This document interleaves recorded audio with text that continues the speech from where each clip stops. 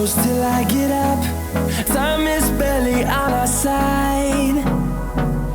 I don't wanna waste what's left. Hello friends, welcome back to the channel. My name is Priscilla. I am a New York-based flight attendant working with a major US airline company. In today's video, I will be talking about things you should look into when you're choosing your flight attendant base. I've had so many people reach out to me with questions with regards to that, and I figured why not put all my answers in one video. First of all, I will talk about some facts to consider when it comes to flight attendant bases. Then I would jump into the factors to consider while choosing your flight attendant base. Just keep in mind that these factors are not the end all be all. You don't have to check every single box or consider each of every single factor. However, in my opinion, they are something to look into or to consider, especially because you're new to the industry and you're still trying to figure things out. So this is just supposed to serve as a guide for you. Then I will sum it all up by sharing my thoughts on the whole flight attendant base selection process. Let's jump into it. I started my journey to becoming a flight attendant March 2023. Pause. Let's go back a bit. I actually started my journey November 2022. That was when I started the application process. The event date that I had available was for December, and I went in for that as well. And I got my CJO in December. I only applied to one airline and I only made one attempt to become a flight attendant. Luckily for me, fortunately for me, I got it my first attempt. Then I got my training date assigned in March 2024. That was the earliest date that was available, but it was perfect for me because I wanted a break from work anyway. So that's when I actually started the actual journey, which is me going for training in March and then finally eventually getting on the line April 2023. So I hit my 1-year anniversary, March 2023, and at this point in time, I have been flying for a year and 9 months now. I'm almost about to hit my 2-year mark. And having gone through that process, I know how complex or how difficult it is when you're going through the base selection process. I was fortunate that when I was going through the process, my airline was trying something different where they were giving new flight attendants the opportunity to select their bases even before they went for training. Although it was before training, it was just like 2 or 3 weeks before you actually had to report for training, but it still gave you a reasonable amount of time to know or decide whether you wanted to waste your time at training, even though you don't want the base and you don't want to commute if that was going to be an option. That was a great opportunity for it. But I know in the past or with other airlines, that's not the case. Your base is literally presented to you or you're made to make that selection sometimes when you're already 3 weeks in training or a few weeks before training ends. So I can't speak for all, but my experience, I got the opportunity to pick my base before I went for training. Facts to consider when it comes to flight attendant base selection process. The first thing is that the choice of bases that you have is subject or dependent on the bases that the airline has open at the time of your training or at the time of the selection process, which means the airline that you apply to, that you got your CJO with, that you're about to go to training with, might have 10 bases, right? However, that does not necessarily mean that all 10 bases will be available to the new hires that are about to go for training or that are in training. During my time, only 6 bases were available, but my airline has over 10 bases. It was Boston, Minnesota, Salt Lake City, Seattle, New York, and Detroit. LA wasn't available even though it was a base. Atlanta wasn't available even though it was a base. Whatever choice you have is subject to what bases are open at the time when you're hired or when you're given the opportunity to make your selection, if there's any. Secondly, the amount of bases being open is ultimately subject to operational needs. If operational needs only requires a base like New York to be open at the time when you're being offered bases to choose from, then only New York will be available to you. If New York and Atlanta is available, then you get both. If Denver and somewhere else is available, then you get all of them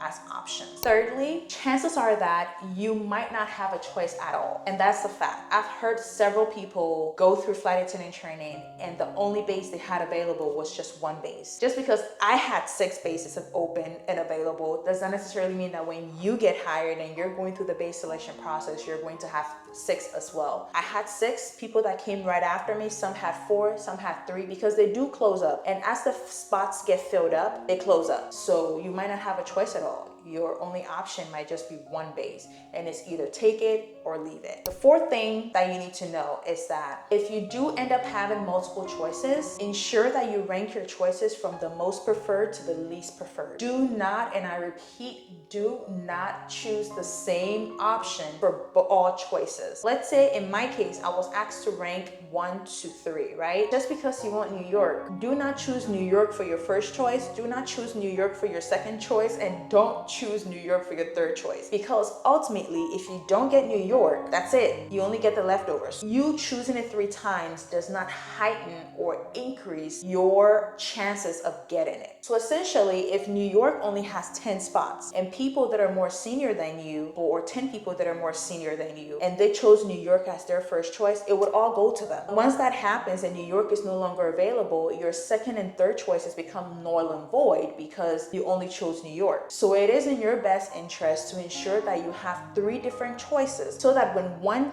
gets filled up and it didn't get to you, or you weren't assigned before it got filled up, you also have a second choice. You choosing the same thing 3 times, once again, does not increase your chances of getting it. So you choosing it 3 times, it's irrelevant. Lastly, one of the facts is that unfortunately, the base assignment process is very unique, and chances of you getting any of your choices is not guaranteed. You might potentially get whatever is left over. Factors to consider while choosing your flight attendant base or while going through the flight attendant base selection process. The first thing to consider is the geographical location of the base. Even within the US, we have several bases in the US. My airline has several bases in the US. Some are on the East Coast, West Coast, the middle, South, North, wherever it is. We have several bases across the country. But when I say consider the geographical location, I'm talking more so about the time zone changes. For example, I am on the West Coast. If I essentially got New York, it means if I'm commuting to New York, I will be losing 3 hours every single time I go to New York to work because of the time difference. And this can impact your body, your rest, your sleep pattern, and everything, because you're essentially living in 2 different time zones. So me living in Seattle, assuming I was going through the base selection process in New York, LA, Salt Lake City, or MSP was available, or Detroit was available, between the bases on the East Coast and the bases on the West Coast, I would preferably choose maybe Salt Lake City or LA, because LA is obviously in my time zone and Salt Lake City is the next closest base to my time zone. So that's what I mean when I'm talking about the geographical location with respect to the time zone. It might seem minute, but those things, the time zone changes does impact your ability to rest, your ability to sleep. Are you willing to deal with these constant time zone changes? Secondly, the number of flights to and from your current residence to the base in question. Questions to ask yourself is, how easy will it be to fly to and from that base? In my opinion, if it takes more than 2 flights, I don't recommend it. And in this case, when I'm talking about the flights, consider all airlines. If the base that you end up considering being based at requires you to commute, consider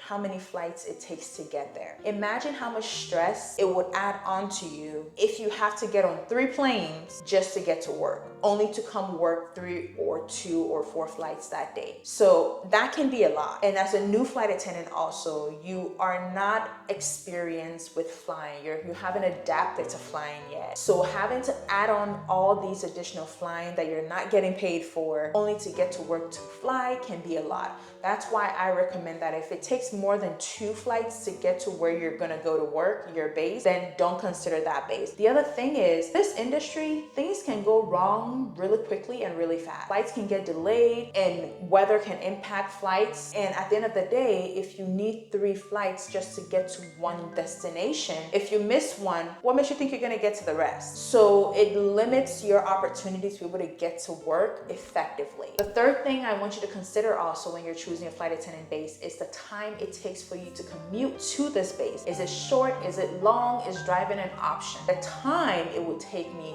to commute from Seattle to New York is 6 hours, which means it's going to take me about 6 to 7 hours just to get to base, only to show up to work. Whereas if I live at base, it can take me 10, 15, 20, 30 minutes. Maybe if I drove to base, it would take me 3 hours. And if my base was closer, it might take me an hour. So in this case, Seattle to New York, 6 hours. However, if I chose LA, my flight time would be 2 hours and maybe 30 minutes. So my commute would be 2 hours and let's say 30 minutes, right? Or even just 2 hours. You might have direct flight to the base, but how long does it take you to get there? So that's something to consider. Are you willing to put in that extra time? Because mind you, that 6 hours that is taking you to commute from Seattle to New York is not paid. It's for you to show up to work. Taking it a step further, which means commuting to New York is 6 hours. Coming back home to Seattle is an additional 6 hours. So essentially in total, going to and from work, the time it would take me to commute from Seattle to New York would be 12 hours. Whereas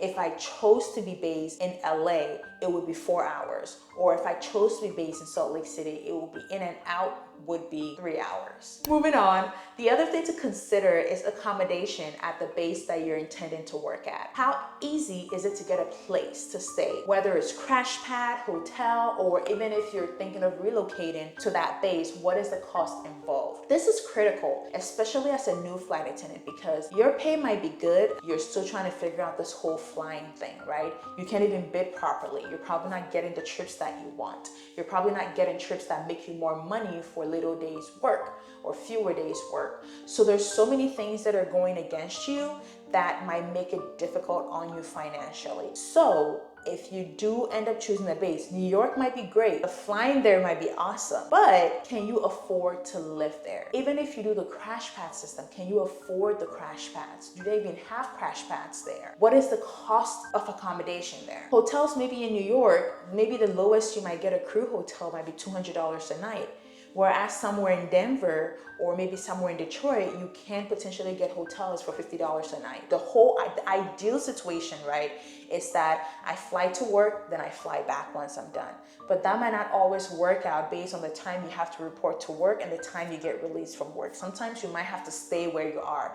And sometimes your commute might be so long that you cannot afford to go back and forth after every trip. You might have to stay at your base for at least 2 weeks on, or maybe a month, then you get a month off, or 2 weeks of work and then 2 weeks off. So even though the ideal situation would be to just fly to work and fly back, it might not always work out that way. You might not even want it that way. That's why accommodation is very important. Moving on to my other point, which is considering the cost of living overall at that base. Because these bases are typically at large cities, the cost of living in these cities are quite expensive. Just because you can afford to pay for your rent or accommodation doesn't necessarily mean that you can afford to live there overall. Things are expensive, that's more money out of your pocket. And for a new flight attendant, your goal for at least your first few years should be minimizing your expenses, increasing your savings. And before I proceed, I will say that depending on which base selection process you go through, some of these information will be provided to you, at least surface level, but you also have to do your outside research as well, which is where I come in with some of the factors to consider. Another factor to consider when you're going through your flight attendant base selection process is willingness to live at the base in question. This is a big one because in my case, even though I really wanted New York, was I willing to live there? No. And at that time, I was a new flight attendant, so commuting there from where I actually want to live was not an option. But you have to be willing to live there. So for example, I would love to be based in New York, like I was saying, but I'm not interested in living in New York full time. Fine, I can do the crash pad thing if I'm commuting to New York. Am I willing to move there to start a whole new life? Because some people do see this relocation process as an opportunity to start all over in a new area, new city, new state. But I'm not oblivious to the fact that sometimes you might not have a choice. But ultimately, if you do have a choice, consider the fact that am I willing to live at this base? Last but not the least, one of the factors to consider when you're choosing your base is the potential support system at the base. Not necessarily friends to chill with or hang out with, but people that can be resourceful, helpful, and a point of contact as and when needed. In my case, when I was making my selection, for example, I lived in Seattle. I had a support system in Seattle, family here. My second choice actually ended up being MSP instead of Salt Lake City, even though Salt Lake City was closest to me, because I knew somebody in MSP. I knew I had a friend there, and if push comes to shove and I need a place to crash, I knew I could go to her. And then I chose New York also because I knew people in New Jersey, in the surrounding areas, and even in New York. Those were my reasons for having Seattle as my first choice, MSP as my second choice, and New York as my third choice. So you can see how the geographical location with regards to the support system in this case trumped the geographical location. Like I said in the introduction, you don't have to consider every single thing, or every single thing should not meet your need. You just have to figure out what's most important to you and then prioritize or make your selection based on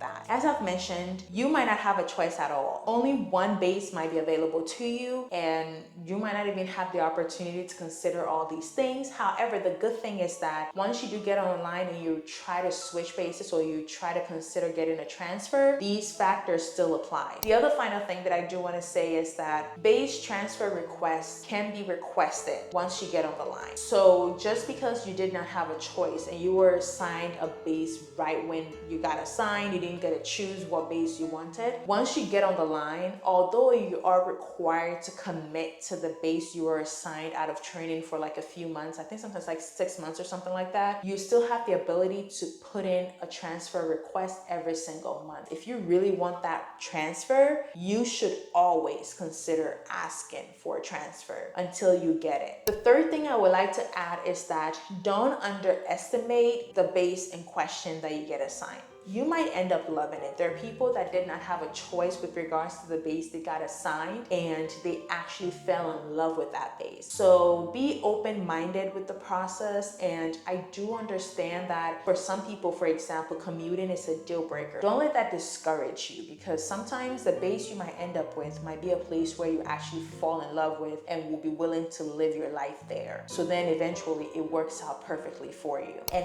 finally, know that you might do all this research and still end up not liking the base that you're at, because beyond the factors that I've talked about, there are several other things that might influence your ability to enjoy the base that you're at or to feel comfortable there. Sometimes you might just have to go through a trial and error process just to find the best base. You can consider all these factors, choose a base, and it will still not work out. But the good thing is that nothing in this job is permanent. Just because you get a base and you don't like it doesn't mean that you're stuck with it forever. Just give yourself time, and like I said, several factors can impact your ability to enjoy that base. You might not like the people there, you might not like how things work there, you might not like the culture, but at least what I shared earlier on are like some practical things to look into. These are my thoughts when it comes to being a flight attendant and going through the base selection process. Let me know what other factors I missed that you think should be considered, or if you're going through the process, which points are you considering? Thank you all for watching today's video, and I will see you all in the next one. Bye-bye.